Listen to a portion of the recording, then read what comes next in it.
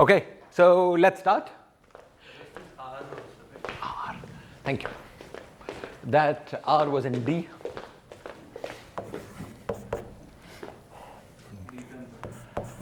Was equal to this is minus n.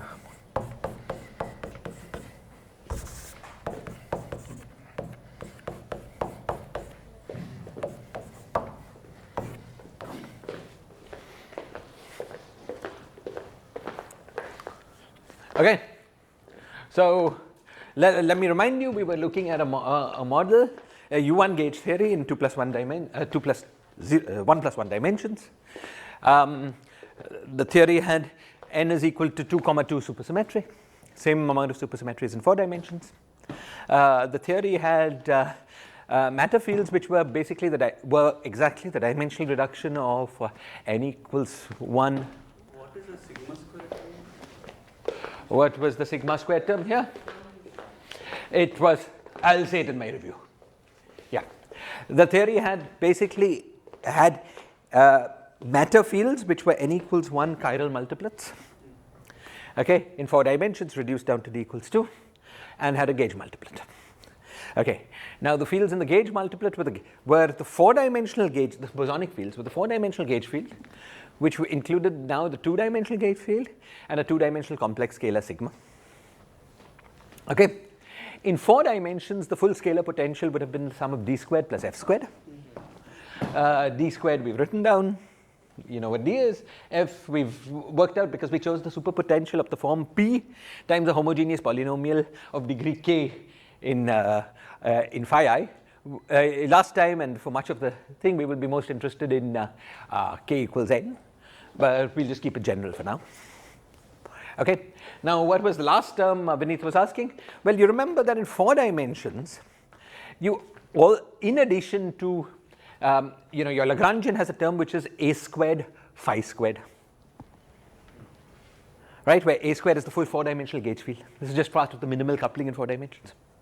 But a squared had a piece which was the 2-dimensional a squared, which becomes part of the minimal coupling in 2 dimensions, but also had a piece which was sigma square.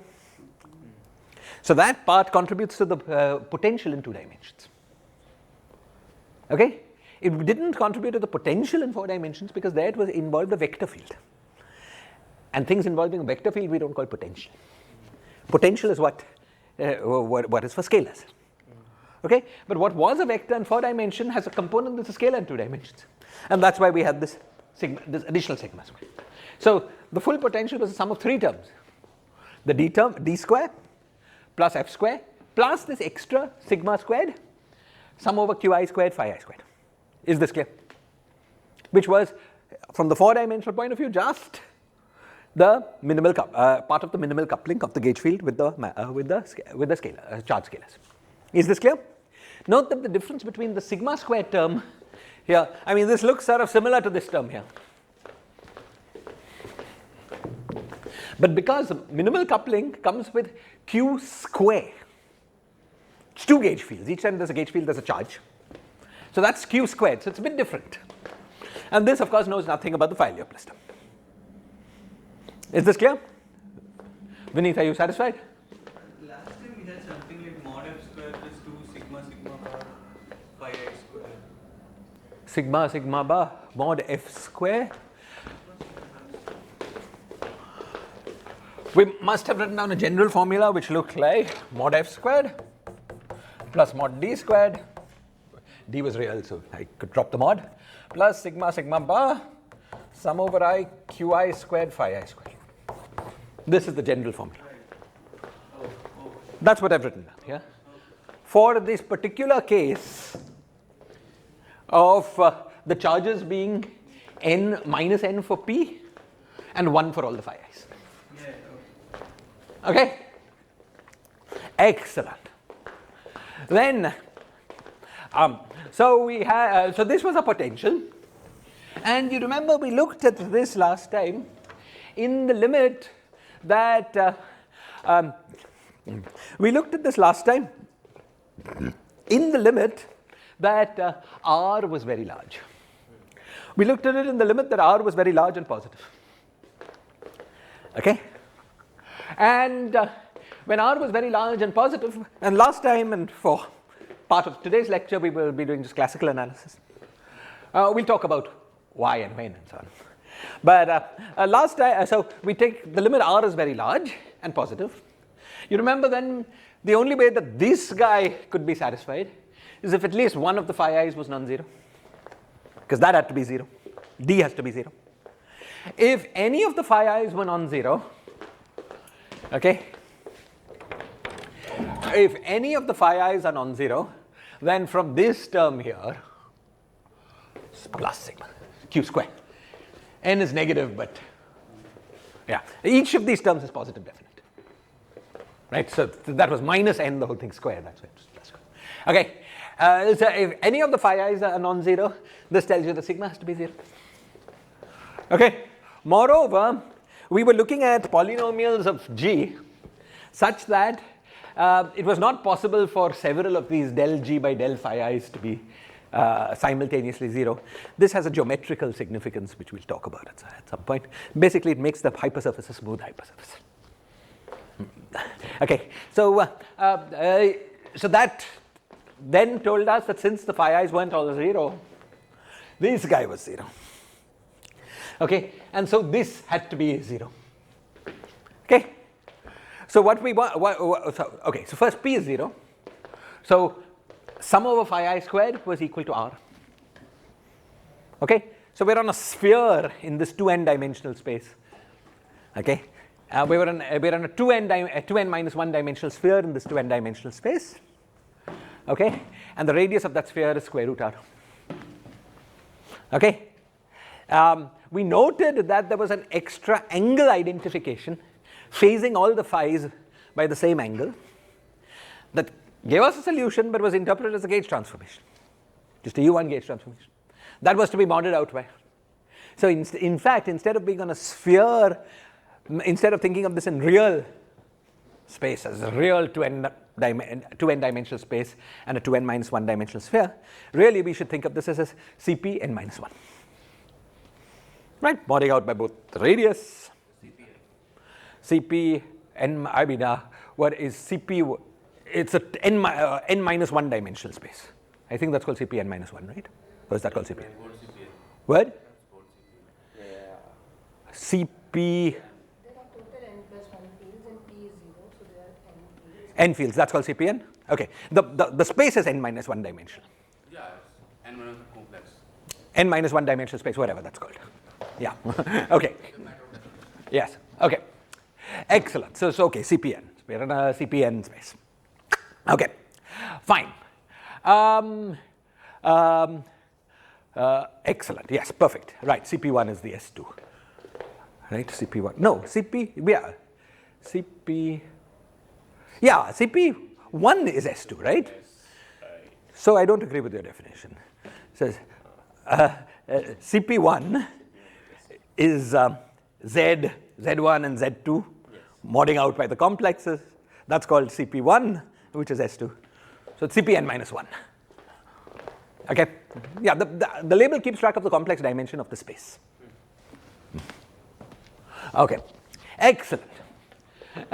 Okay, so we had this CPn minus 1, and then we in addition had to have G is equal to 0. Okay, that gave us a codimension 1, complex codimension 1 hypersurface in this n minus 1 dimensional space. Okay, which is some space. Since the CP itself is compact, this is some compact space. Okay, and you remember we argued at the end of the last lecture that we would get a sigma model. At low energies, we would get, at least classically, a sigma model in this space. Now, I said this at the end of the last lecture, but let me say it again. Suppose K in today's lecture we've kept K free. Okay? Now you remember why in the last lecture we said K equals n? We said K equals n so that the sum of all charges would be 0. The reason we wanted the sum of all charges, the reason that was special when the sum of all, what was special when the sum of all charges was 0, was that in that case we had this axial R symmetry. You see, this theory always has one U1 R symmetry, but there was a potential to have the second R symmetry. Okay, just an R symmetry associated with the left and an R symmetry associated with the right. Okay, that had a potential anomaly, but the coefficient of the anomaly was proportional to the sum of all charges, sum of charges of chiral multiplets. So if the sum of charges of chiral multiplets was 0, that second symmetry was non-anomalous. Okay, when the sum of charges was not 0, that second symmetry was anomalous. Okay, now let's keep that at the back of our minds, but forget it. Now we come back to what we've got. We've got a sigma model on a hypersurface defined by a degree k homogeneous polynomial in Cpn minus 1. Okay? Now, if you get a sigma model, as we discussed last time, sigma models themselves are not conformally invariant in general. They undergo RG flow. For instance, if you take the sigma model on a sphere on an S2, does anyone know what happens as you flow towards the IR? What happens to this manifold? Excellent. So the S2, because of the symmetry, you see, the beta function is g mu nu dot. Del g mu nu by del log lambda is equal to r mu nu. It's like a Ricci flow. Yes, it is Ricci flow. Okay, but r mu nu for a sphere is proportional to g mu nu. So all that flows is the radius of the sphere. The dependence just goes off, common. And the signs work out so that the radius tends to decrease. So you start with the sphere, and then this logarithmic running, and the sphere shrinks, goes to 0 size. Okay, this theory in fact is believed to be a gapped theory. It flows in the IR to a gapped theory, not a conformal field theory. Okay, what if your target space was an S3? What would happen? Same thing. Would flow down. Is there any way to stabilize this S3?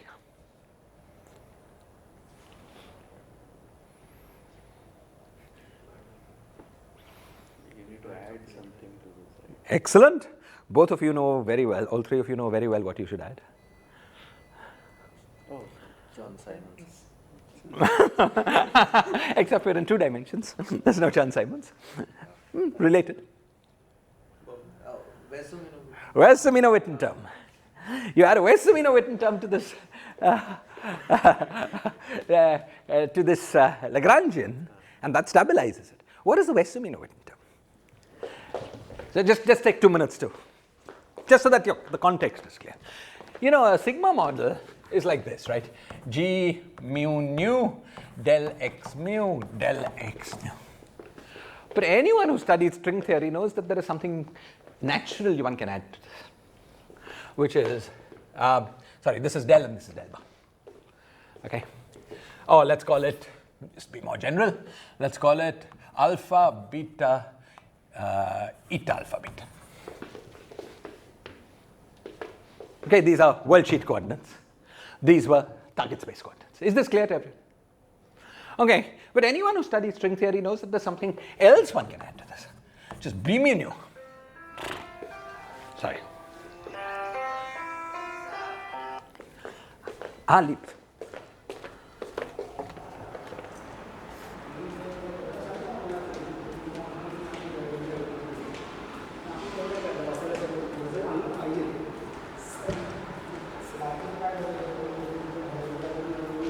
Oh my God.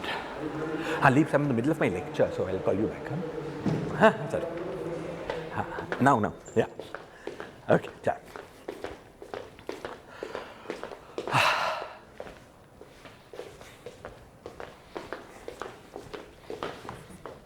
Okay, sorry about that. Okay, so you can add to this term a B mu nu del alpha mu del beta x nu with an epsilon alpha beta. Okay? All of you know, or at least have heard, that the renormalization group flow condition, the condition. So, or you remember we said last time that del G mu nu by del log lambda, the cutoff on the world sheet, was equal to R mu nu. I'm not sure I've got the sign right, but there's some R mu nu. Now, why is this equation famous to string theorists? Somebody? It gives you the GR equations, because in string theory, string world sheets are consistent only if they're conformal field theories. Therefore, only if their beta functions vanish. But from the point of view of space-time, physics in space-time should be consistent. You try to do perturbations in space-time, should be consistent only if you're doing perturbations around a solution to the equation of motion. Okay? And this is one of the first really beautiful successes of string theory. It unifies two a priori completely different fields, namely the study of world sheet sigma models and two-dimensional world sheets, and the study of target space and gravity in target space. Okay? The vanishing of the beta function equations were Einstein's equations. Now, in the vacuum, Einstein's equations tell you that R mu nu is equal to 0. Okay? But in the presence of matter, Einstein's equations tell you that R mu nu minus half R G mu nu is equal to T mu nu. So you should get a different condition on the right hand side. And what is T? Well, the B field is a two-form field. Okay? So just like in Maxwell theory, its gauge invariant content is in a field strength, which in this case is a three-form field strength. Okay, the analogy is like the Maxwell gauge field was one form and gave rise to a two-form field strength because you took D of that. Similarly here you've got a two-form potential B, you take D of that, you get a three-form field strength. Okay, and you get some sort of H mu nu. Okay, I'm writing a schematic equation. Signs are wrong, numbers are wrong.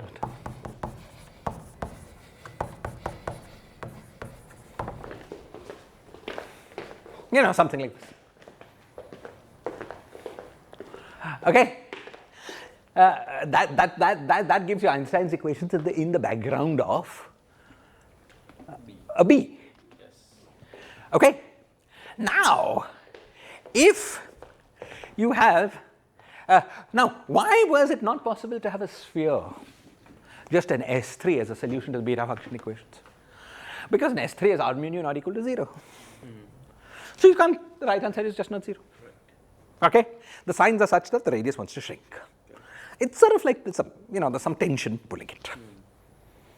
On the other hand, what can you do to an S3 that maintains the symmetry of that S? Well, for an S2, something you can do to maintains the symmetry of the S2, ordinary in electromagnetism, is turn on an F mu nu that is proportional to the volume form. Okay, that maintains the roundness of the sphere. Okay, You can't do that with an electromagnetic field or an S3, but you can do that with a B field. You can turn on H mu nu rho that is proportional to the volume form on the S3. Okay? Now let's think of it intuitively. All of you have this intuition from electromagnetism. You see, just like in electromagnetism, where an integral of f on a 2 cycle is quantized. In this theory, the integral of h on a 3 cycle is quantized. The S3 is a 3 cycle, so the integral of h on that 3 cycle is quantized. So integral h is something, but energy is integral h square. So if you preserve integral, but make the space smaller, h square increases. Right? This you're familiar with. The same phenomenon happens with f. Okay? So this h doesn't like to be on a small sphere. It costs too much energy. So h pushes outwards. Okay? G pushes inwards, h pushes outwards, and there's a balance at some particular radius. And that's when you have a conformal field theory. That is Wess-Zumino-Witten. Okay? Wess-Zumino-Witten theory has a level. It's called K. What is K here? Well, remember the flux of H on a 3 sphere is quantized. How many units of flux do you have? Let's call that K. If you put K units of flux, you get Wess-Zumino-Witten theory at level K. SU2 Wess-Zumino-Witten theory at level K. Okay? You're familiar with the fact that K equals infinity or very large is semi-classical physics in Wess-Zumino-Witten theory. How do we see this here? You see, if you take a sigma model and it's nearly flat, it's semi-classical. It's highly curved, it's quantum. Okay? Now let's estimate what the size of this sphere will be.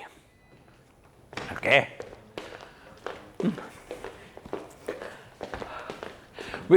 R mu nu will go like 1 over radius. Okay? So we have 1 over radius, let R is the radius. This has to balance the energy due to this. Now let's figure that one out. Okay? This has to balance the energy due to this. So this guy will go like, I hope I'm going to get this right. The total flux is K. Okay? So H scales like K divided by R cube. Okay? Therefore, H squared will be K squared divided by R to the power 6, and then you do an integral. So that's 3 R's. So you get K squared by R to the power 6, 3. And therefore, R squared goes like K squared, and therefore R goes like K. So you take K large, you're stabilized on a very large sphere. That's why physics is more or less semi-classical. Okay? So this was a little digression, just to give you some intuition for these sigma models and to connect it with things you're familiar with. Okay? Of course, actual sigma models, by actual I mean not very finely tuned sigma models, are much more complicated than this. You take some metric which has much less symmetry than the sphere, like you will get from the metric induced by this manifold. Okay? You take some metric which has much less symmetry than the sphere. What you will get, is a change not just in the size of the metric, but in the form of the metric. Okay? That's the kind of RG flow that will be induced in this model. G will flow in function space. Now, you could ask, we were able in the case of the sphere to find a fixed point, but at the expense of turning on an H mu nu. In this model, we have no H mu nu. Okay? We just have the kinetic term, no epsilon kind of thing. So we just have G mu nu. So the only way we can stabilize is if R mu nu can turn out to be 0. So we need a metric. We need to be able to flow to a metric which is a solution of the vacuum Einstein's equations. So you can ask the following question. Do there exist metrics that you can put, okay, on a K on the submanifold which is a homogeneous polynomial of degree K in CPN? Okay, so scalar metrics that you can put on this space, okay, consistent with this complex structure. Okay, that also obey Einstein's equations that are mu nu equal to 0. And now it's a famous theorem of mathematics, part of Yal's theorem. It's a famous theorem of mathematics that this is only possible, it's a consequence of a famous theorem of mathematics that this is only possible if K is equal to N. Okay, so if we started with degree K here, our semi-classical analysis could not have been completely correct, because there would be an RG flow, we would get some model, and then there would be an RG flow from there. And there was no possible endpoint for that RG flow, at least within semi-classics, at least within the space of large manifolds. Wherever you use large manifolds, you have just written down the one loop beta functions. As they get smaller and smaller and smaller, 2 and 3 and 4 loops could possibly correct this. But you have to be very optimistic to believe that it will. Okay, right? So when K was equal to N, there was a possibility it would flow to one of these Calabi-Yau, one of these sigma models on a space that obeys Einstein's equations, Calabi-Yau space. Okay? On the other hand, when K was not equal to N, it was impossible from geometry. Now let's go back to that fact that I told you to forget about, but keep at the back of your mind. Namely, that the U1 times U1 or SO2 times SO2 symmetry that we had classically, of that symmetry, that symmetry was a full, both SO2s, including the axial SO2, was a true quantum symmetry only if N was equal to K. What is the connection between these two statements? A, that you could only flow to a conformal field theory from sigma model language when K is equal to N. B, that you do not preserve the second U1 except when K is equal to N. The connection is this. If we flowed at low energies to a conformal field theory, then we would have an N equals 2, 2 superconformal field theory, because we are always preserving supersymmetry. Therefore, we will have the R symmetry of an N equals 2, 2 superconformal symmetry. But the R symmetry of an N equals 2, 2 superconformal symmetry is SO2 times SO2, which is U1 times U1. Now, there are many miracles that could happen along the way, but if we assume that these SO2 times SO2 was something that was preserved by the UV theory, was not accidentally emergent in the IR, then we had to have the SO2 times SO2. So we have that when N is equal to K, and that's precisely when we have the RG flow leads us to a conformal field. Okay, when K is not equal to N, there was no R symmetry, and correspondingly, there was no potential endpoint to the RG flow. Okay, so you see it's all hanging together, though making some assumptions. Okay, so our net conclusion already at this stage is that while classic. But if there is an emergent R symmetry, it could flow to. Yes, it could flow to it could flow. Also, the other possible weakness is that, semi-classical considerations tell us that the only RG flow, endpoint of RG flow, is when R mu nu is equal to 0. But could be the quantum corrections, right? So these are both from both sides, it's plausibility arguments. But they come together in a very beautiful way. Okay? So this, and we're going to see it more as we go on. So this suggests, at least suggests, okay, that the end point of this flow is conformal when K is equal to N. It's not conformal. In fact, likely a theory with a mass gap. Okay, when K is not equal to N. Okay, we will come back to some of these issues. Okay, is this part of the side of the story clear? Questions or comments? Okay. By the way, why were we, I said we were looking at large R. Why did I say large R, not just positive R? I said large R because, you see, R sets the magnitude of the waves of the charged scalar fields. Right? Because we had a radius of square root R in this charge space. So the magnitude of the waves of the charged scalar field is set by square root R. Free theory. Exactly. Now, you see, what we've done is just work classically. That is, we set sigma equal to 0. We ignored sigma. Equivalently, we also ignored the gauge field. But what's the actual physics of sigma of the gauge field? The sigma and the gauge field become massive. It's the Higgs mechanism. Okay? What sets the mass of the gauge field? The mass of the gauge field is set by the wave. So when this wave is very large, the gauge field is very massive. And setting it to 0 should be a justified approximation modulo possible UV divergence. Right? This theory is very weakly coupled in the UV. You go to very large sigma, theory is very weakly coupled in the UV just by dimensional analysis. Because the dimension of the gauge coupling is such that it becomes strongly coupled in the IR, weakly coupled in the UV. Okay? So you go to very large sigma, naively you would expect that all interaction effects can be forgotten about. Just dimensionally. Okay? These naive estimates can sometimes be wrong because quantum field theories can sometimes have divergences at high energies. And we come to that. But at least to get the naive picture.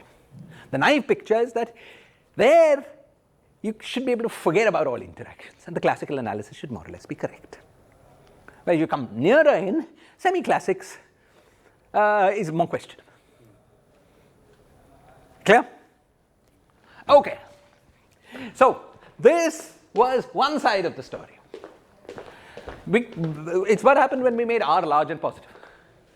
Remember that R was interpreted in the conformal case as the size of a Calabi-Yau, what mathematicians like to call the Kähler class.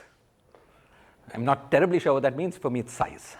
Okay, it's the size of the Calabi-Yau. Okay. Okay, great. Now, as we take R and make it smaller and smaller and smaller, a Calabi-Yau is becoming smaller and smaller and smaller, which tells us the sigma model is becoming more and more quantum. Now we can ask, is there a sense in which we can take the Calabi-Yau size to be negative? Geometrically, that sounds like nonsense. But already when the Calabi-Yau is very small, we're very far from geometry. Okay? So, perhaps, who knows? There are many wonders in the world, why not one more? Okay? Perhaps we can take the Calabi-Yau size to be negative. In this model, we can just check. Okay? Let's take R to be large and negative. Now let's look at this guy again. This is a positive number. So P has to be non-zero for D to be 0. Okay? Since P is non-zero, each of these has to be 0. But that happens only at phi equals 0. That was our assumption. There was no point on G equals 0 for non-zero phi such that all of these derivatives were 0. Right? And therefore, phi is 0 for all phi. All phi's are 0.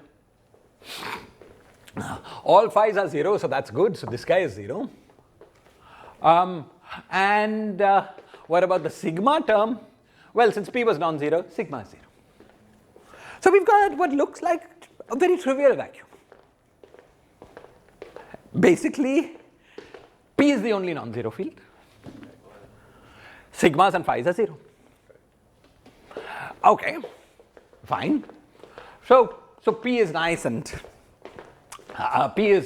so this new vacuum now was P was equal to square root R divided by N with some modulus, right? P was equal to modulus of square root R divided by N. That was our solution. Okay? And all the phi's are 0.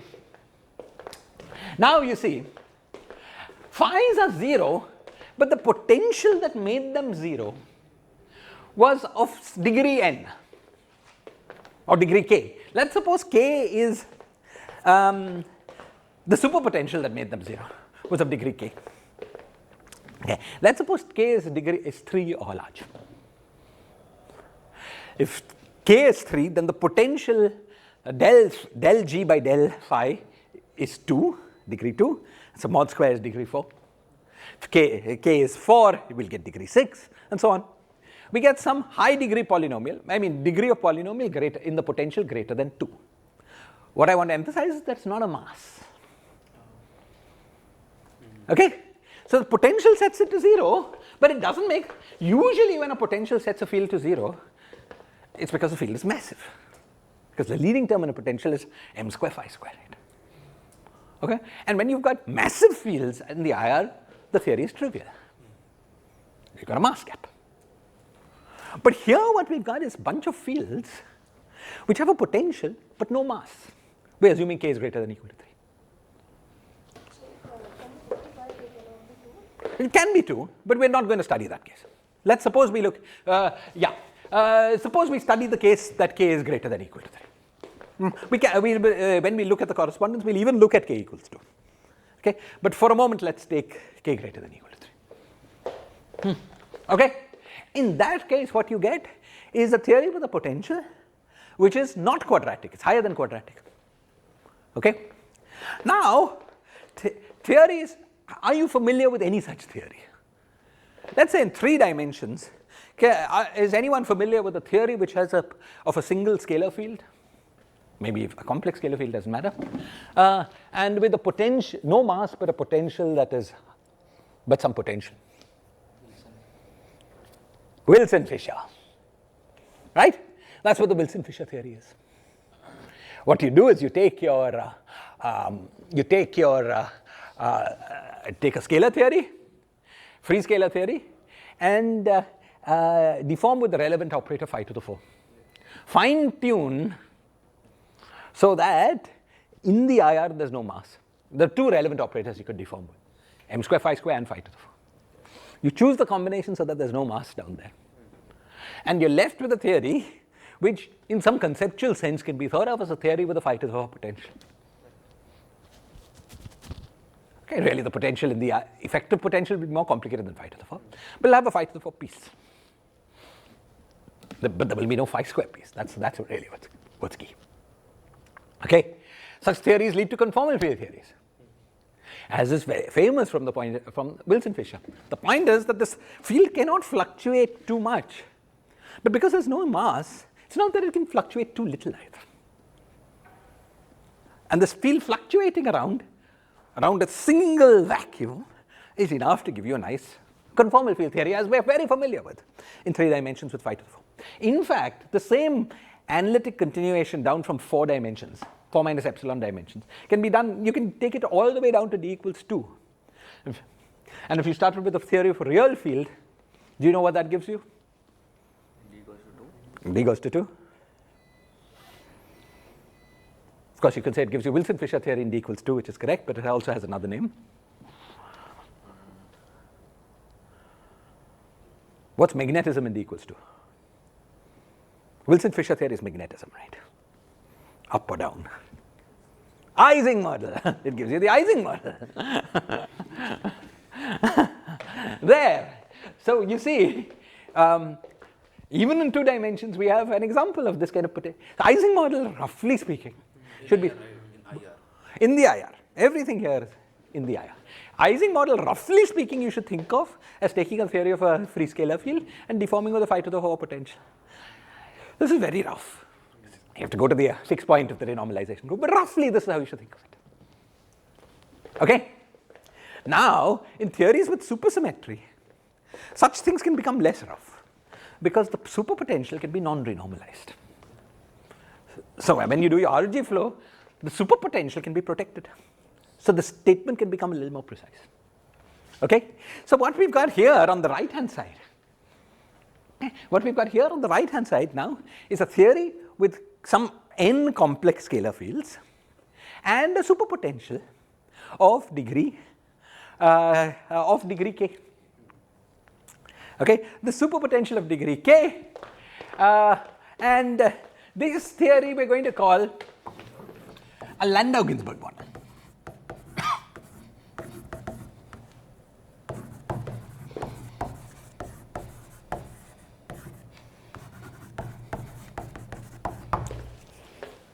Okay. This theory has a unique vacuum because you set the value of p, okay, and it is described by these scalar fields subject to the potential that you get, subject to the potential that is basically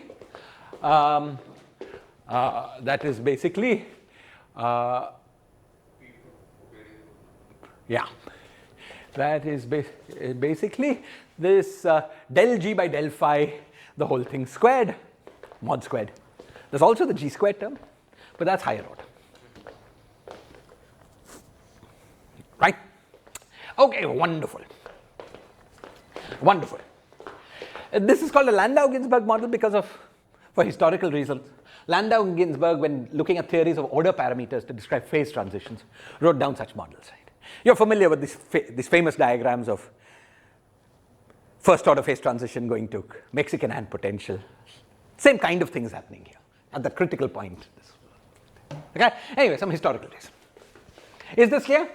So what we expect here is that the IR theory on the right hand side will be a Landau-Ginzburg model. Okay? Will be a model of a theory with scalar fields subject to a particular nonlinear potential, superpotential. Okay? Fine. Now there's one subtlety which will be important when we try to make this quantitative. You might think that the field space was that of the field phi, but it's not quite that. Actually what we get is an orbifold of a Landau-Ginzburg theory. Why is that? You see, let's look carefully at gauge transformations. You see, gauge invariance, for instance, was very important in making what was a sphere in n minus 2 directions, or whatever, what was making 2n minus 1 sphere, making it a Cpn minus 1. Okay, similar phenomenon is going to happen here. You might at first think that, look, P is a complex scalar. So the theory has a whole circle of vacua. But that's fake, because by gauge transformations, we can always set P to be real and positive. Okay, we do that. But by doing that, we've not used up all our gauge invariants. Because P has had charge n. So gauge transformation with a gauge parameter, which is an nth root of unity. Okay, so let me say that more in equations. Under a gauge transformation, P goes to e to the power I n alpha P, because it has charge n. Alpha is a 2 pi valued, is a field whose periodicity is 2 pi. It's a U1 valued gauge transformation. Okay? This tells you that alpha has to be, if we want our gauge condition, leaves what gauge transformations unfixed? Those gauge transformations where alpha is a nth root of unity. Okay? We could choose alpha to be any of these nth roots of unity, and that leaves our gauge condition unchanged. Okay? This tells us that, however, this nth root of unity gauge transformation acts non-trivially on the fields phi, because it phases them with a phase e to the power 2 pi I by n. Alpha should be 2 pi I by n. Thank you.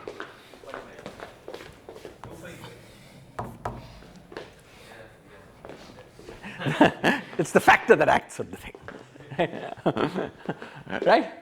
So phi goes to e to the power 2 pi I by n phi. So field space for this original space is cut down, has to be identified. When you've got a phi, you have to identify that with phi goes to e to the power 2 pi I by n. Whenever you have such an identification in a conformal field theory, you call it an orbifold. We will have twisted sectors for this orbifold, and so on. Actually, you can understand what these twisted sectors were, starting with Wilson lines of the UV theory. It's a Wilson line that winds and comes back not to itself, but up to this gauge transformation. Okay, anyway, so the IR theory will be a Landau-Ginzburg theory, more precisely an orbifold of a Landau-Ginzburg theory. Okay, great.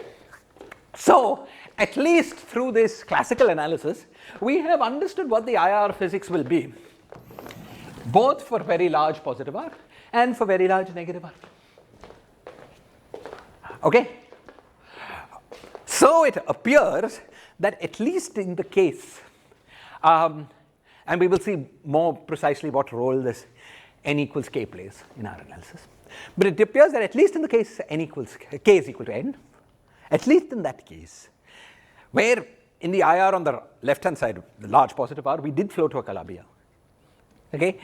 There is a sense in which you can continue this Calabi-Yau to negative volume. And when you do that, you get a Landau-Ginzburg model. Okay. Now, from next lecture on, we'll try to make all this quantitative. That is, we will try to make a quantitative prediction of this statement and try to verify it. We'll do that by computing elliptic genuses on the two sides.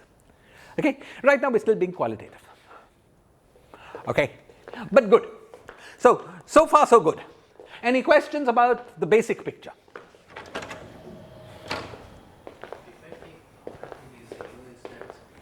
Excellent question. We will address that in the next, before the end of the lecture.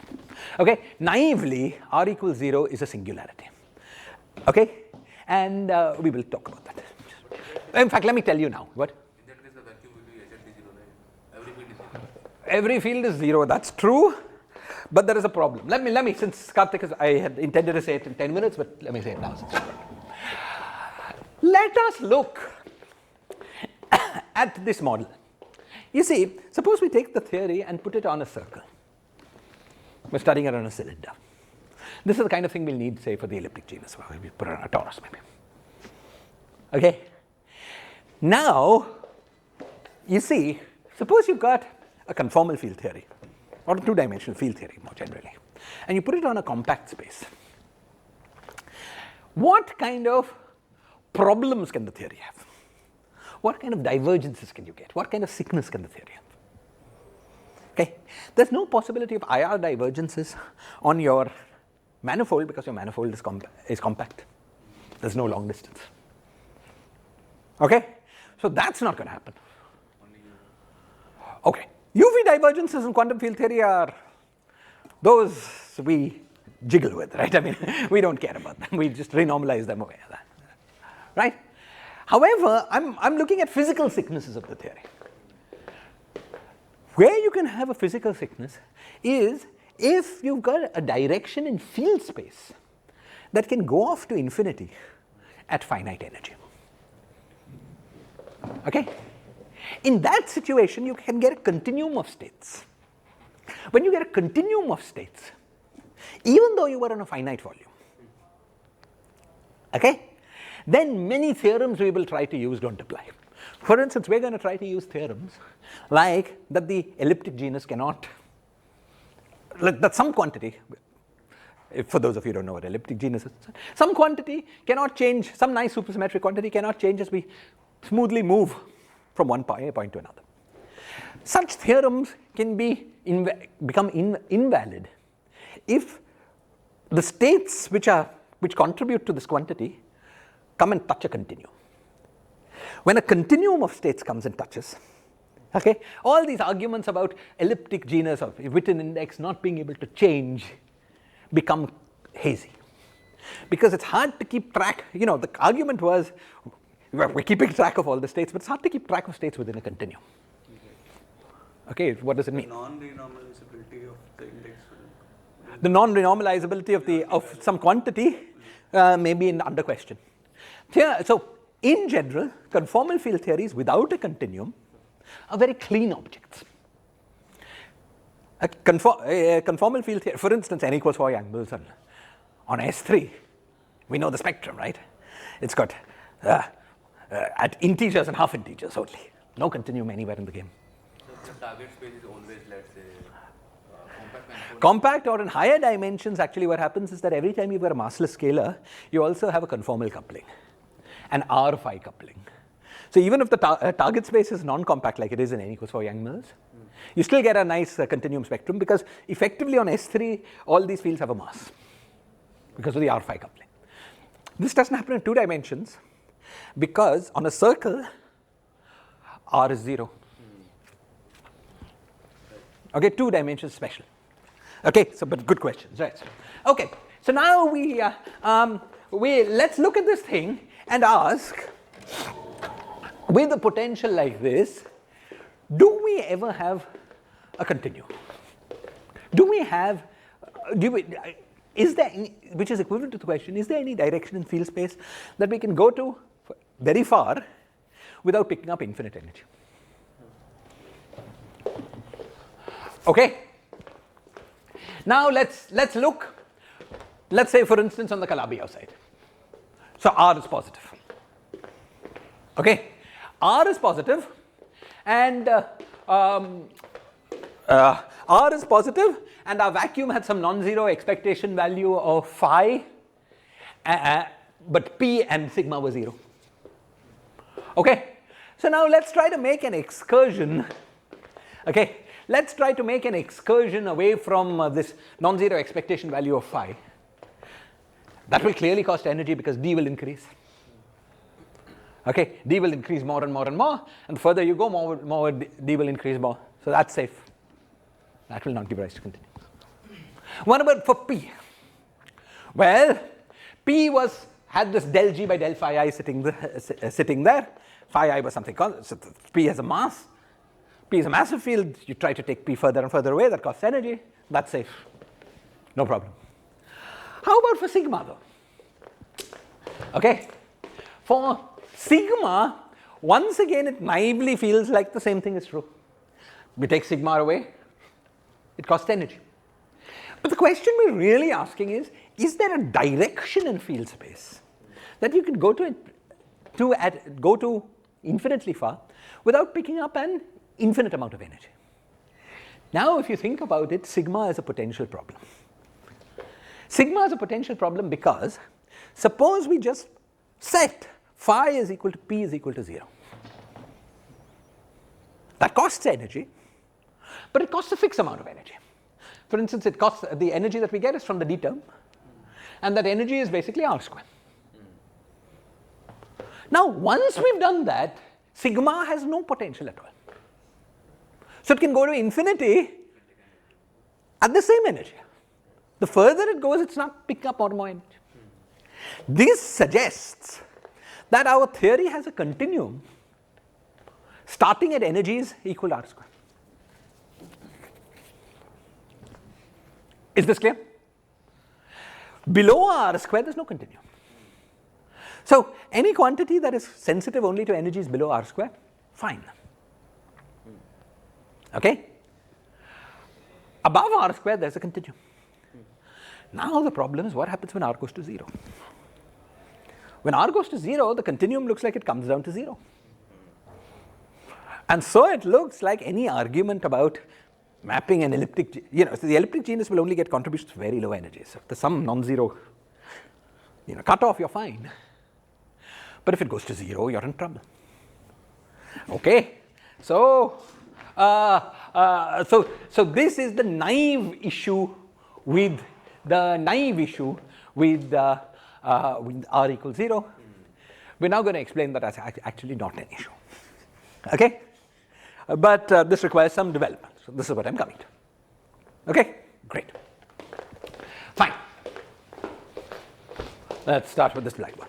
So in order to try to get these more subtle effects sort of out of the way, okay, motivated in fact by this discussion, let us try to compute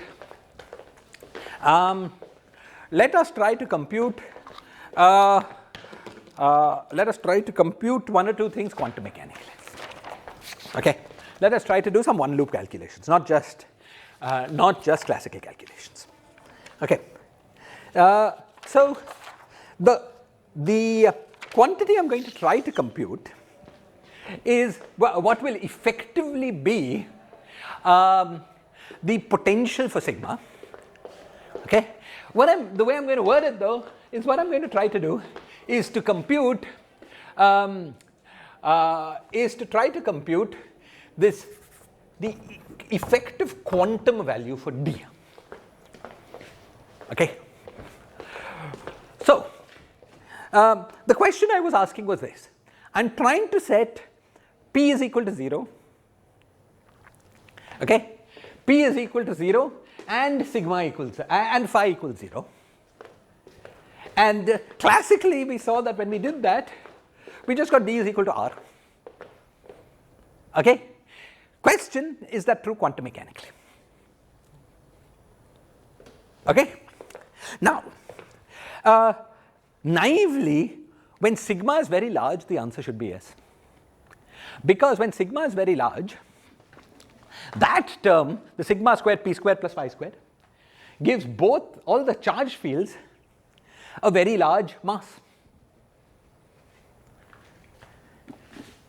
Okay? And integrating out fields with very large mass typically has very little effect at low energies. Let's see whether that's naively, that's why you would think that this continuum argument I gave you would be correct quantum mechanically. But let's do a calculation to check whether it's true. Okay? So what we're going to do is to set P is equal to phi is equal to 0 and then compute the expectation, quantum expectation value of this D. Okay? So what we want, so let's take, basically what we want to do is to compute the quantum expectation value of one of these fields here. I'm going to do it for one field and then sum up the result. Okay, so what I want to do is to compute phi I of x, let's say, expectation value. What? Mod, yes, phi I star phi. Okay, I want to compute this quantity. Now this quantity is not going to be a function of x, because by translation invariance. So what I can do is, let's say I've got it on a circle of length 2 pi r, I could do this, integrate it over the circle. Okay, and then divide by the volume of the circle.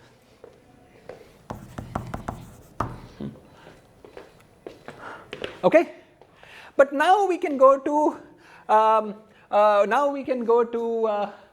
Fourier space. Okay, so we write phi is equal to e to the power I k phi k, let's say. I'm just Fourier transforming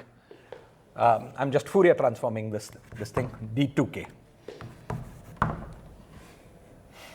Okay, I can maybe make this 2 pi r, the volume of the torus again. Let's say we're doing this in a torus. Okay, and k dot x. Okay, and then I plug this back. I do the similar thing for this. Then I do the x integral. X integral will tell me that the two momenta have to be the same. Okay, so effectively what I'm going to get is the integral is going to be the propagator of phi with phi star at momentum k integrated over all k. Right.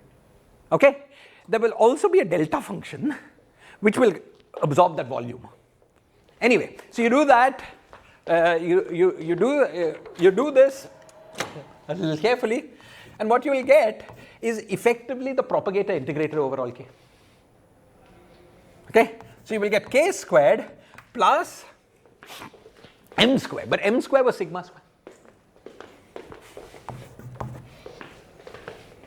Okay, you will get k squared plus m squared. Okay, so let's try to be a little more careful. Let's say that the field's charge was qi squared, so you'll get a qi squared here. Okay, and in D there was also a charge. In this model the charges over 1 and n, but I'm doing it more generally. So there would be a qi. Okay, and then you would get this summed over all I. And this is d2k. Okay, so d is equal to r, the classical value, plus this stuff.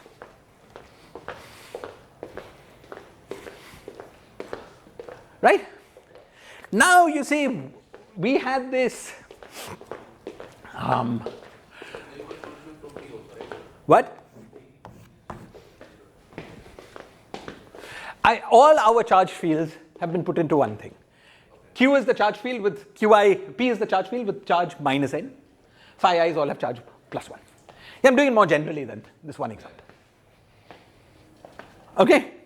Now, we get this intuitive classical argument that when sigma was very large, the fields were massive, so integrating out these massive fields should not cost much. Okay? Let's look at that. The way that this is working is that we get a propagator which is very highly suppressed. Okay? However, we've got an integral. Okay? And that integral, no matter how suppressed this is, that integral goes over all energies, including energies much larger than this. Okay? And notice that this integral is in term by term divergent. It's got a logarithmic divergent at very large energies. Okay? So, roughly, what are we going to get? This, we're going to get this integral k squared d2k starting from k squared is equal to sigma q. Okay? So, what we're going to get, and suppose we do this integral up to some lambda, which is much larger than sigma, the UV cutoff, we will get a Qi log of lambda divided by sigma Qi, plus other finite stuff. The log part will be this. Okay? Now we have to take this and sum it over all I. Now you see that something nice happens when sum over Qi is equal to 0. You see, this log Qi here is some finite number. Log of A times B is log of A plus log of B, right? That is irrelevant. This is what's important. Okay? When sum over Qi is equal to 0, we can take that sum over here. That's 0, the divergent term is 0. The next term in the Taylor expansion is finite. And that is indeed of order 1 over sigma square. So, if the divergent term happens to vanish, then our rough reasoning was correct. We could ignore the fluctuations of these very massive fields and we're fine. Okay? But when the divergent term does not vanish, okay? When the divergent term does not vanish, then we cannot ignore because it's divergence. Now, how do we deal with this? How do we deal with this? You see, what we've got is some effective value, effective constant added here. But there was also an R. We deal with this by renormalization. Okay? We will choose R bare to be R bare. Okay, I've not got these constants right here. Witten, whenever he writes a formula, all his numbers are right. Oh, I have got the constants right, actually. It's just a coincidence. Okay, now the numbers were right. But okay. But we don't focus on the numbers. There's no physics in them. Okay, so R bare is equal to sum over I Qi minus log lambda plus R naught.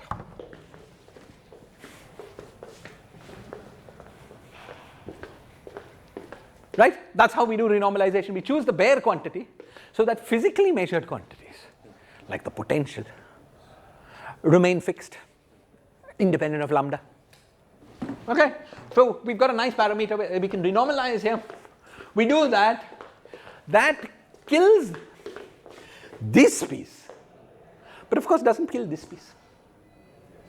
Okay? And so what we find is that we get an R effective. Okay? And now I'll write it with all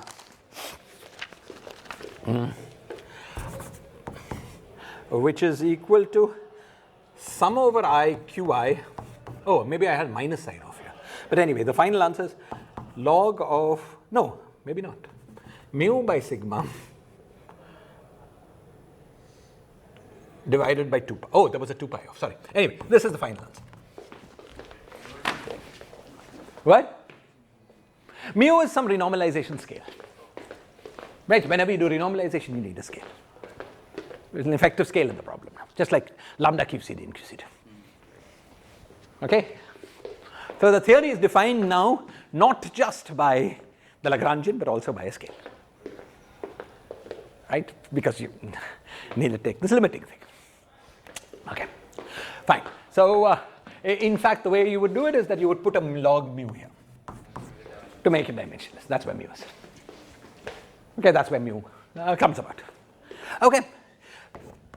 So you see that what's happening here is that the effective value of, when sum over qi is not 0, the effective value of the Phi-Iliopolis term runs. Okay, the effective value of the Phi-Iliopolis term runs as a function of sigma. Okay, sigma is effectively the scale of the problem. Right? Now let's look at the running plus R naught. Right?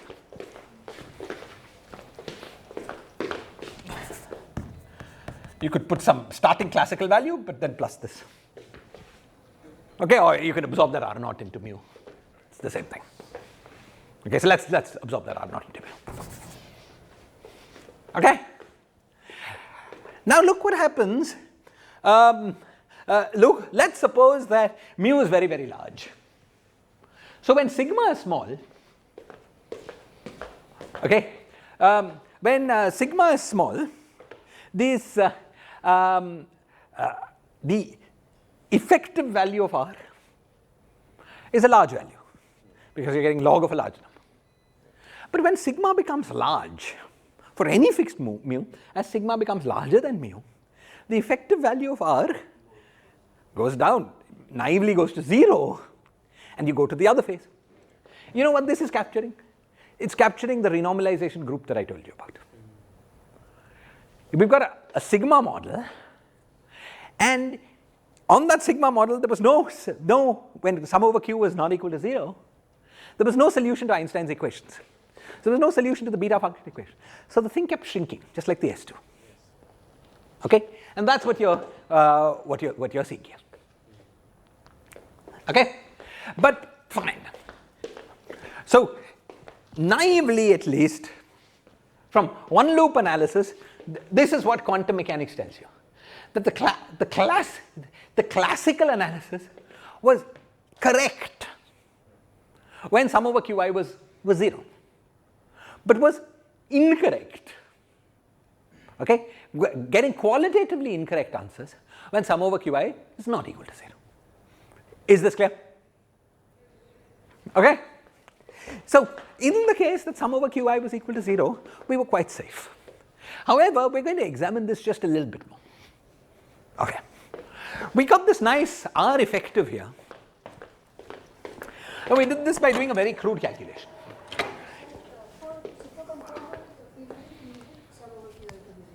For superconformal field theories, we needed sum over qi to be 0. So in the case that it was superconformal, classical analysis was accurate. Right? In the case where it was not superconformal, we see this running of R, which is effectively the same as the running of the, which is part of the running of the metric on this space, which had no endpoint to stop. It's all nice and consistent. Okay, but we're going to analyze this just a little bit more. And the way we're going to analyze this is by now asking how it fits with supersymmetry. You see, R has been renormalized, but R was part of this D term. We got R from the D term, if you remember, by doing T times sigma. You remember we had this twisted chiral multiplet sigma, and we wrote d theta plus d theta bar minus, or maybe the other way around, and T times sigma And that was the twisted chiral superpotential that gave us the File-Laplace d term. Okay, so if the d term is getting renormalized, it must be that the twisted chiral superpotential is getting renormalized. What can we understand that in supersymmetric language? What kind of superpotential? Okay, what kind of superpotential, twisted chiral superpotential, would lead to that renormalization of R? Would lead to this effective value of R? Okay, not hard to work out. I'll give you the answer.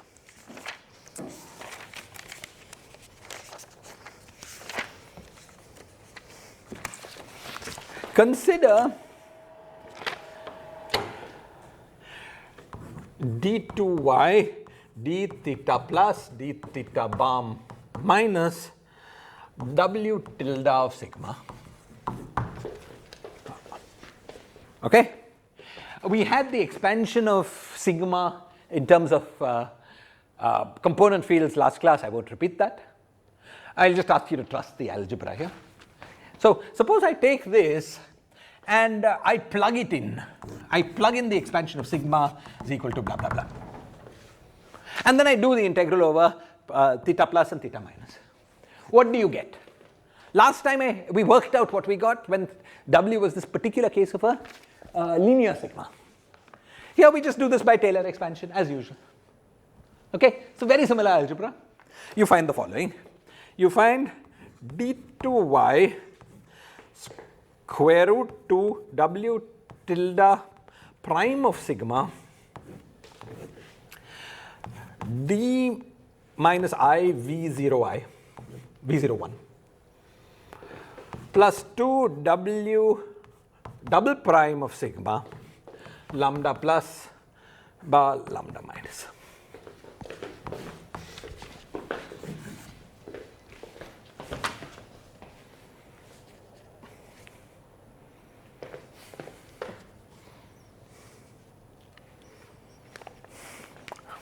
Okay. Now, last time, when we were last working this out, okay, we got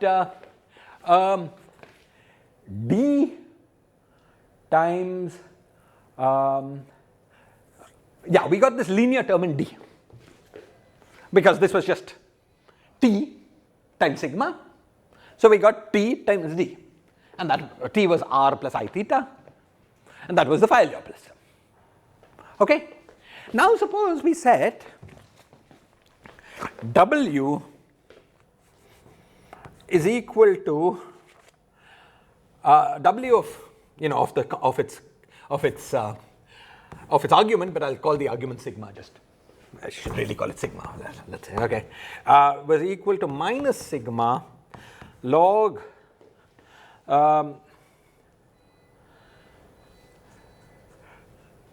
log sigma the whole into p by square root 2. Suppose I do this. Okay. Then if I take w prime,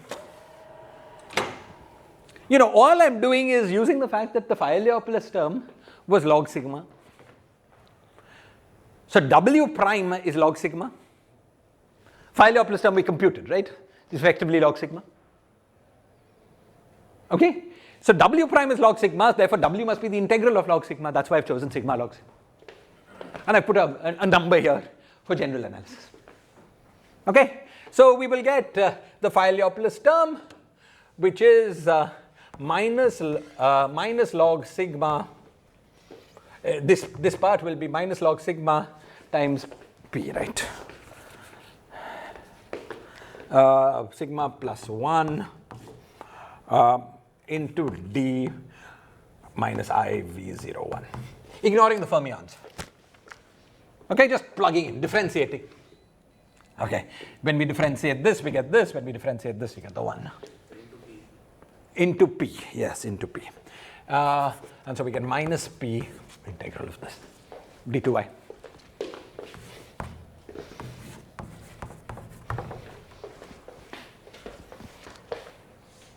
Okay? So this kind of effective W is the twisted chiral superpotential version of the computation we did. Okay? And one can, for instance, try to compute the term in the effective action with lambda. So you get the same answer. Okay? So really what we've deduced is that we get this kind of twisted chiral superpotential. We get this kind of twisted chiral superpotential, and with sum over with P. Now is there a 2 pi?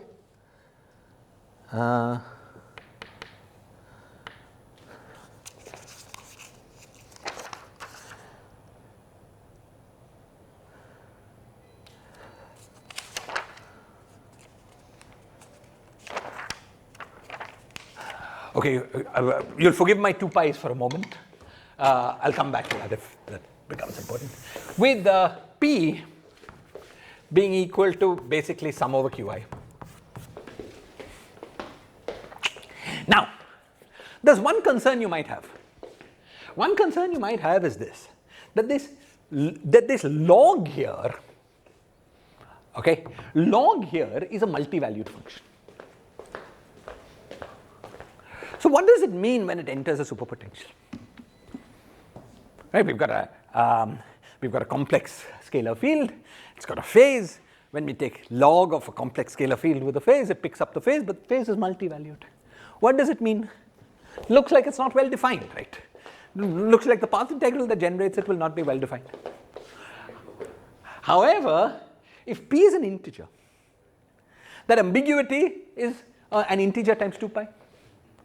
So when you put it inside e to the power I s and do the path integral is very well defined.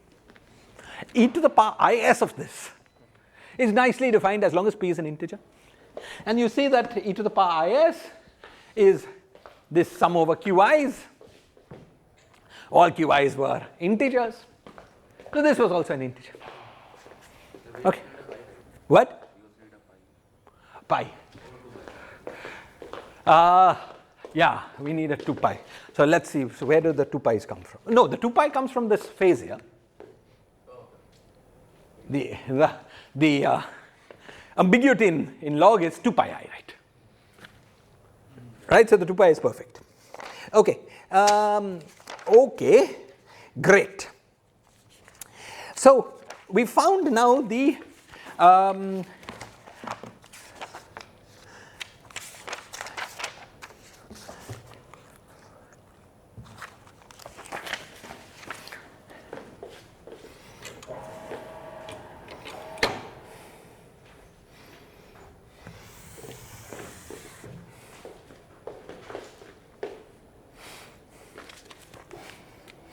okay, so we found now the effective twisted chiral superpotential. Now that we have that, we can find the effective potential, the quantum corrected effective potential for sigma. Okay. Now that we have that, we can compute the effective quantum corrected potential for sigma. And this effective quantum corrected potential for sigma goes as follows. We take this W, we take W prime, mod square it, and we get the effective potential for sigma, just like is always the case with superpotentials. Okay? Now, doing that gives us u of sigma is equal to e squared by 2 into it minus sum over I qi by 2 pi log of sigma by mu plus 1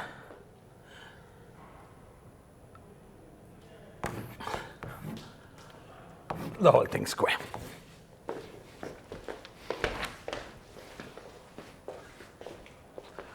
Now let's examine this in some detail. This guy, let's suppose sum over qi was 0, and let's suppose t was real. Then this would have just given e squared by 2 times mod r squared. This was the effective potential for sigma that we predicted semi-classically. You turn sigma on, all the other fields have to be 0. So you get the d-term potential. The d-term potential was mod r squared. Okay, and there was an e square by 2 somewhere which we will not keep it. Is this clear? Okay, this is the quantum correction taking into account the fact that the effective value of r runs. However, what's really important for us is that what appeared here was not r but t. Okay, t here was equal to r plus I theta. So the effective potential will be r squared plus theta squared, maybe theta by 2 pi by 4 pi squared, even in the case where sum over qi squared is equal to 0.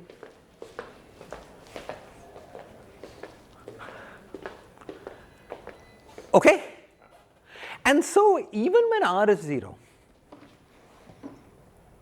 as long as theta is non-zero, there is a gap up to which there is a gap in the effective potential for sigma. You cannot take sigma and turn it on unless you pay an energy cost. Okay? And this is why the singularity is no problem. Because you see, we were in this T complex plane. In the T complex plane, there indeed is a singular spot which is T is equal to 0. This is singular only when r is 0 and theta is 0. If you try to go through this here, through the real axis, you're doing something, all your theorems are questionable. But instead, you can do this. Just circumvent it and go via theta. Use the fact that you've got this complex parameter and you're fine. Therefore, anything protected that you compute on the left hand side should continue to be something protected on the right hand side. Is this clear? Okay, the last thing I wanted to say before about this business is that there is a physical interpretation of this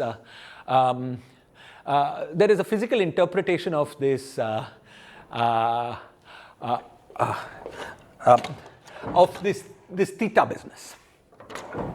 You see, in the effective action for the gauge field, how did theta appear? See, the Yang-Mills term was f square. We've called that v. So v01 square. But theta is a theta term, so it appears as theta times f.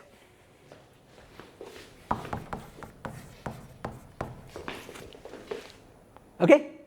Now, if you were a Lagrangian like this, you might think that the way to get the true vacuum is to extremize it around, is to set V equals to the solution of the equations of motion to complete the square.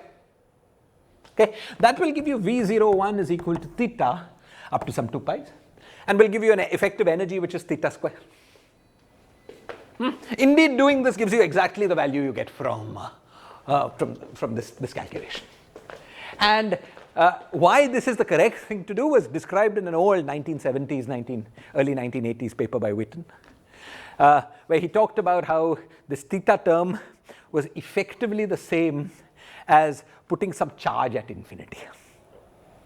Okay, and the charge at infinity produces an electric field, and the magnitude of the charge at infinity was theta. This produces an electric field. In 1 plus 1 dimensions, the electric field has only one place to go. It just goes like this. And you get an E squared contribution to the energy from this. And that's the theta squared energy of the vacuum. So just on physical grounds, Witten already knew before doing this analysis that you should have that the vacuum energy will scale like theta square as a function of theta. So he knew this was going to happen, but it's very satisfying how it comes about as a direct consequence of supersymmetry. In fact, with the right value, the value predicted by Witten in his very old work, which had no supersymmetry in it. Okay? So that this effective theta contribution to the vacuum energy is, by the way, this is very similar to what happens in 4 dimensions. Are you guys tuned to this? In 4 dimensions, if you take pure Yang-Mills theory and turn on a theta term, then the energy of the vacuum energy is a function of theta in a very interesting way.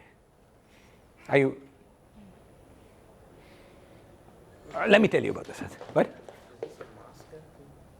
No. It's a vacuum energy of the vacuum of the theory with theta compared to the energy of the vacuum of the theory without theta. I thought theta and Q had the same. No. I mean, it's like saying that in block states with different k have the same energy. No, it's no, they don't. But okay, just maybe I'm not sure it's worth it. Okay, let me just take 2 minutes to tell you about this. You know, as with many things, this also goes back to Witten. Okay.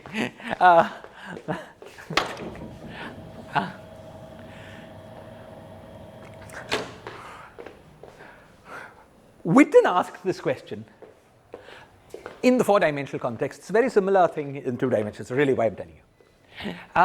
He asked the question, look, how can 2 things about the vacuum energy both be true? A, that the vacuum energy is a function of theta is periodic in theta.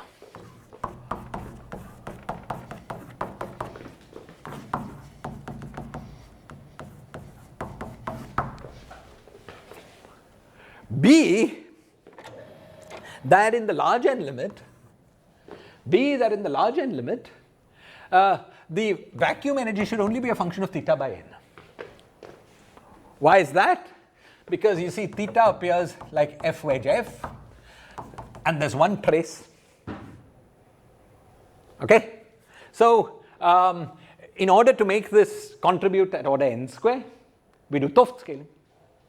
So we put an n, okay, but there was no n, so we'll write it as n times theta by n. So theta by n is the real parameter at large n. This is the analog of saying g squared times n is the real parameter. So general large n scaling arguments tell us that theta by n should be the real parameter of the theory, but the vacuum energy should also be periodic as a function of theta. Now these 2 things, if you think about it, lead to a contradiction, unless the vacuum energy is independent of theta, which was known from computations not to be the case. Why is it a contradiction? Because imagine that you've got a smooth function and it's periodic in theta, but it's actually a function of theta by n. The periodicity in theta was 2 pi, therefore the periodicity in theta by n is 2 pi by n. But we're taking n to infinity, so the periodicity is 0. So if you go from here to here, it doesn't change. Therefore, you seem to conclude that the vacuum energy must be a constant. But computations tell you that's not true. Indeed, you can calculate it even in ADS CFT. That's not true. Okay, so what's the resolution to this? The resolution to this, which is actually similar to what happens here, is that the space of vacua form a branch structure. While the theory is periodic with periodicity 2 pi, the vacuum state itself is not. When you go from theta to theta by 2 pi, you don't go back to the vacuum, you go back to some excited state. It's sort of like Witten effect, exactly. Okay? And because of that, what happens is that when you go from theta, let's say your theta is 0 here, and here is theta equal to 2 pi. We have pi here. Once you've crossed, theta and minus theta are the same because of parity. Okay, so once you've crossed theta equals pi, you've gone here, there is another state that is nearer to the true vacuum. Okay, and so the true vacuum does this. Its energy goes like this, and then comes down like this. Is this clear? Okay, so the energy of the vacuum has this structure in this theory, and you can actually quantitatively predict its form because we know that it's function only of theta by n. Okay, So if you think of this as a function, as a function of theta, this goes over only a very small range in theta by n.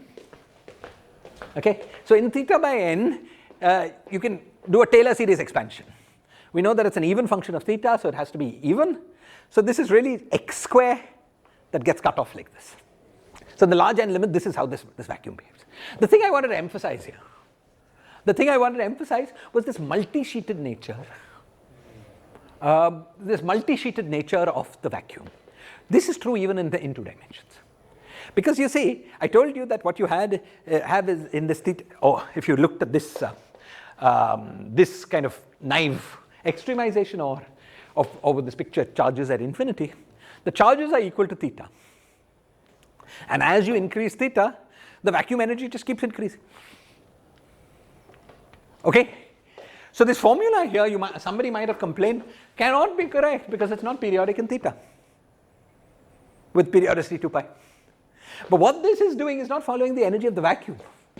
It's following the energy of the state that is continuously connected to the vacuum. And as theta goes past pi, you have to go to the true vacuum. Okay, so once again, this formula here is only true mod, it's true in the range theta is minus pi to pi, and then the rest of it goes periodically. Is this clear? The same phenomenon in 4 dimensions, same phenomenon in 2 dimensions. Clear? Okay, excellent. Fine. So, this is all I wanted to say about this theta effect. So let's summarize. The summary is that at least in the case where sum over qi is equal to 0, okay, at least in the case where sum over qi is equal to 0, we can continuously interpolate from this Calabi-Yau to the Landau-Ginzburg model by going by a complex T. Okay, classical estimates were quantum mechanically correct for the behavior of this model. Okay, and so there is a sense in which we can take the Calabi-Yau to negative volume, and we get this Landau-Ginzburg theory. There is one more slightly technical thing to say, which I might as well. Let me just tell you about that, and then we'll stop today's lecture. And then from next lecture on, we'll try to move on to quantitative analysis. We'll try to calculate things, not hand wave. Okay. The last thing I wanted to say was this.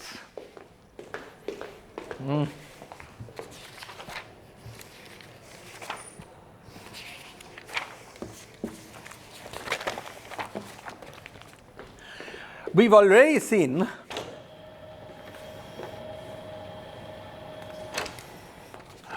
that this potential for sigma, when sum over qi is not equal to 0, that this potential for sigma when sum over qi is not equal to 0 takes this relatively complicated form.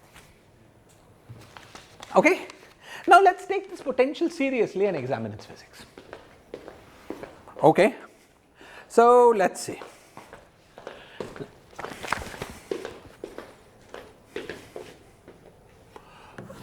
Suppose sum over qi was greater than 0. Okay, I want to see where are the possible vacua of this theory as a function of. So suppose sum over qi was greater than 0, theta was equal to 0, and r was much, much less than minus 1. R was very negative.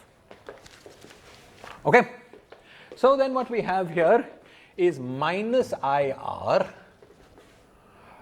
If we want to look for a supersymmetric vacuum, we have minus IR minus some positive number, we'll call that P, which is the sum over, I don't know, okay, let's call it Q. Minus Q by 2 pi times log of sigma by mu plus 1 has to be equal to 0. Right? Okay. So let's try to solve this. Theta 0. And it should be higher. because minus I mod r. Yes, because I've chosen r to be negative. Okay. Yeah. So now let's look at what we get here. So let me check. IT. Yeah, perfect. Okay. So claim sigma is equal to mu by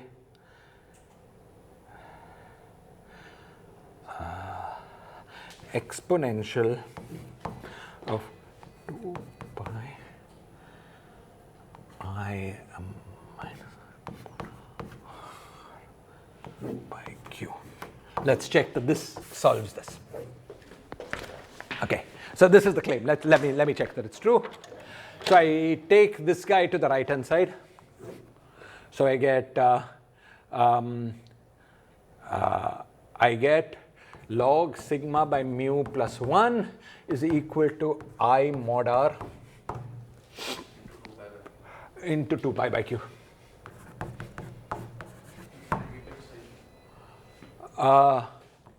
With my negative sign. Thank you.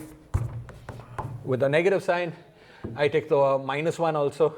So log of sigma by mu is equal to minus 1 minus I mod r into 2 pi by q. And then I raise both sides to the power e. So I get sigma by mu. So sigma is equal to mu times e to the power minus 1 minus I mod r 2 pi. So 1 by e. Let's. So the claim should have added e. E to the power minus my r by q.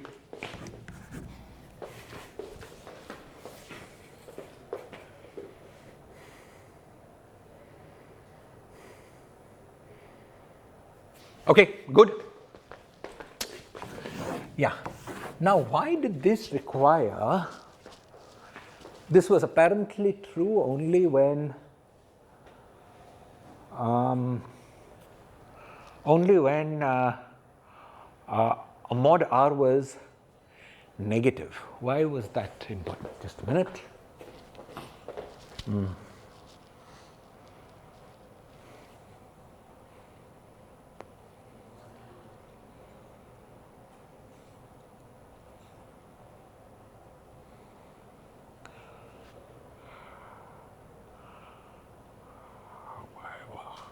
What would go wrong if it was positive? You won't get that minus sign. Usually you put minus sign in front of IR, right? Yes, but then we'll just have it with a positive. So what changes? Just a minute. I mean, these vacui are supposed to exist only when it was negative. Just one. Why is that?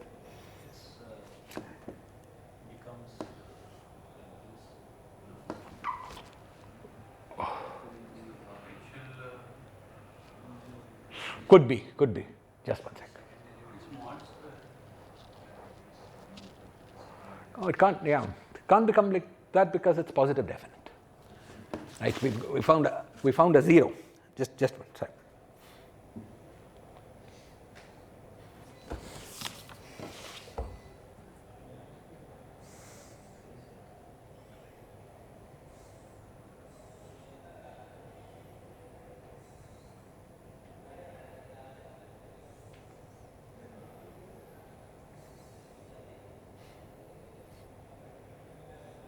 Just 1 second.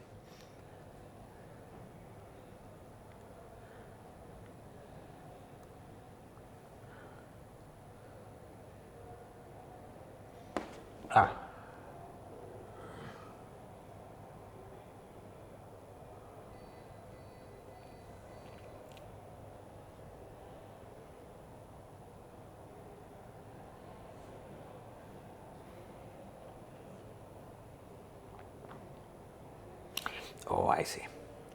Sorry. T was T r plus, just a minute. Was T r plus theta or theta plus theta? Just 1 second.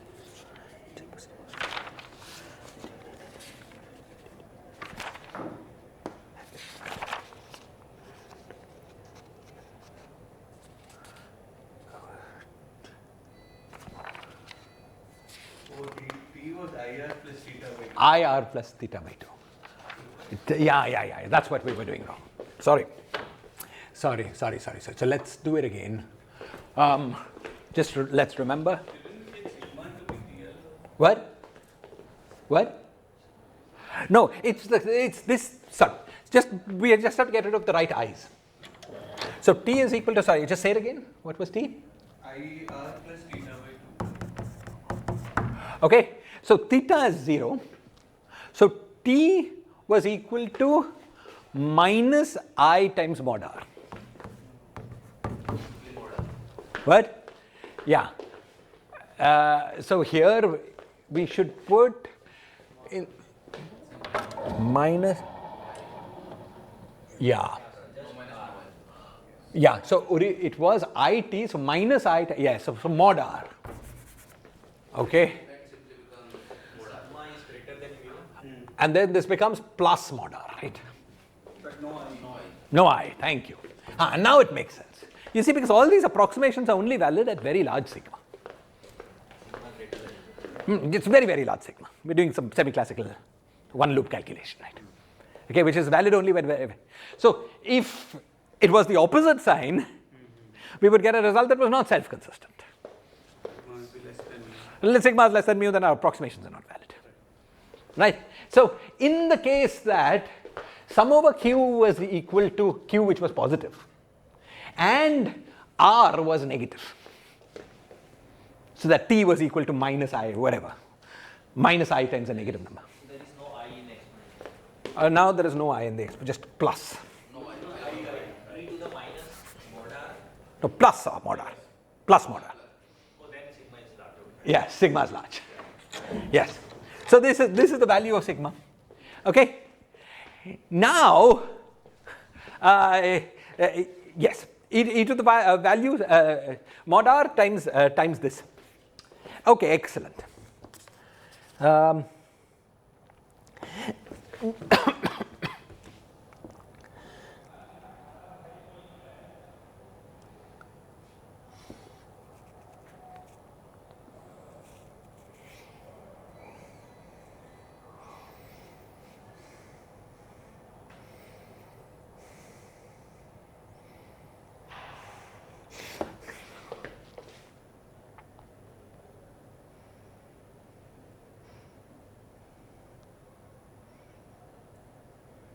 One minute more.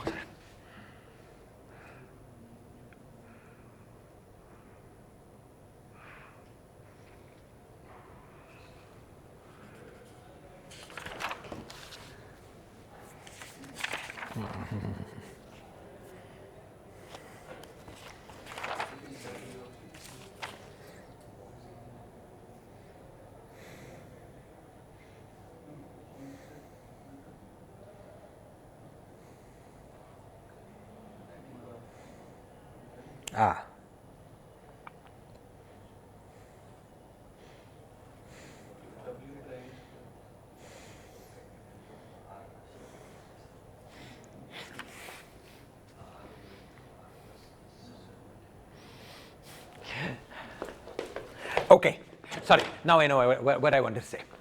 You see, what we did here was to set theta equals 0. But that should give us the same answer as if we set theta is equal to 2 pi. Okay, or should give us the same answers with theta equals 4 pi, and so on. Okay, let's check whether it's doing that. Okay, so now we will once again do the calculation one more time, setting this to be r plus, where was t, plus, this was theta by 2 pi. So we are changing r by an integer amount times r plus r. Yes, so we're changing t by I times an integer. No, that is wrong. T is changing by an integer. T is changing by an integer, correct? T is changing by T is changing by an integer. and r is changing by an I times integer. Let me do it once. Okay. So I times t is changing by I times goes to it plus n. Okay, what appeared on this equation was I times t. So we'll get it plus in. Okay, so we'll get a plus in there. So this will go to plus in. Okay, and so we will have that's this mod r and then times e to the power 2 pi I n by q.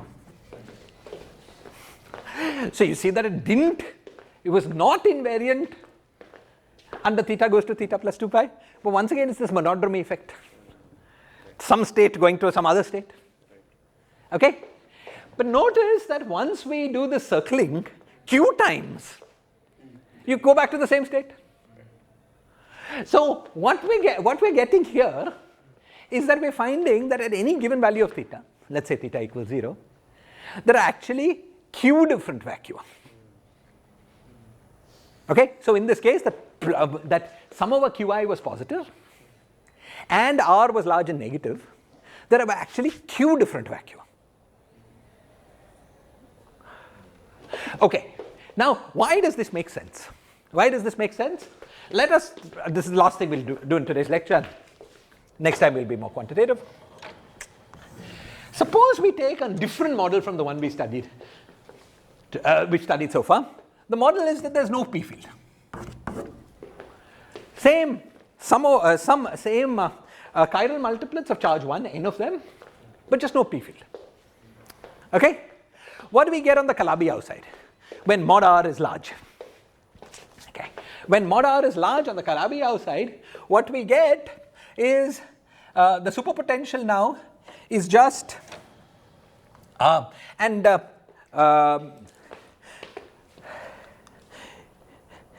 sorry, the d-term condition was just sum over mod phi I squared minus r.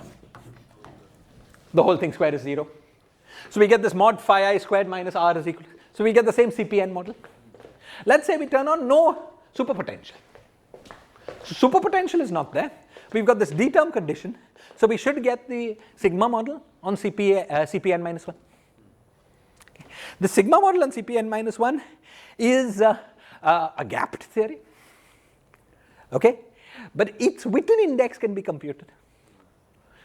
This we can compute using the techniques we had right at the beginning of our class. Because when you take this on a circle, do the dimensional reduction to quantum mechanics, it becomes the stuff we discussed early on in this course. And you remember there the Witten index was just the Euler character of the space in which we were working. And the Euler character of CPN minus 1 is n. Okay? And so we get the conclusion that the Witten index of this CPN minus 1 model was n. Okay? Now, this is not worrying about whether the theory was conformal or not. In fact, it's a gapped theory. It has n different vacua. That's why it had Witten index n. Okay? It's not conformal, but it has Witten index n. We should get the same conclusion from the Landau-Ginzburg side. The conclusion from the Landau-Ginzburg side seems strange because on the Landau-Ginzburg side we just have this theory of these phi fields, but this theory can occur at n different values of sigma. You know, the potential for sigma gets renormalized. The theory can appear at n different values, where n was that q there, sum over charges. So this is how the Landau-Ginzburg geometry correspondence continues to work even when the sum over q is equal to 0 condition doesn't work. Okay? However, by far the most interesting consequences of all of this will be when sum over q is equal to 0, when we have genuine Calabi-Yau spaces and we can look at the Landau-Ginzburg. That's what we will look at in quantitative detail next class. Okay, that's it. Thank you.